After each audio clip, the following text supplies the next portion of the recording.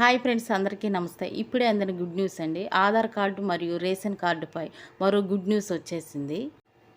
Aadhaar card, ration కార్డును link చేయని వారికి కేంద్రం మరో అవకాశం కల్పించింది. దీనికి సంబంధించిన గడువును పొడిగిస్తున్నట్లుగా కేంద్రం ప్రకటించింది. 2024 జూన్ 30తో గడువు ముగియనుండగా సెప్టెంబర్ 30 వరకు పొడిగించింది. అవకతవకలను అడ్డుకోవడానికి ఆధార్, రేషన్ కార్డు లింకు చేయాలని కేంద్రం గతంలోనే ఆదేశించింది. ఇప్పటికే చాలామంది ఆధార్ అనుసంధానం పూర్తి చేశారు.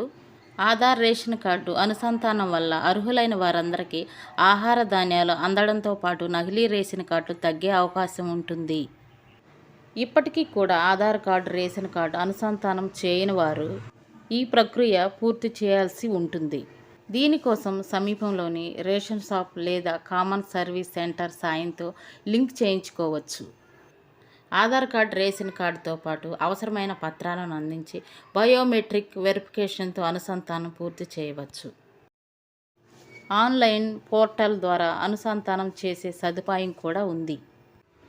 ఇందుకోసం రాష్ట్ర పబ్లిక్ డిస్ట్రిబ్యూషన్ సిస్టమ్కు పోస్టల్కు వెళ్ళి link Aadhaar with the active ration card ఆప్షన్ని ఎంచుకోండి. రేషన్ కార్డ్, ఆధార్ కార్డ్ నెంబర్ని, రిజిస్టర్ మొబైల్ నెంబర్ని ఎంటర్ చేసి సబ్మిట్ చేయండి. ఆ తర్వాత మీ మొబైల్ ఫోన్కు వచ్చే ఓటీపీని ఎంటర్ చేయడంతో ఆధార్ అనుసంధానం పూర్తయినట్లే.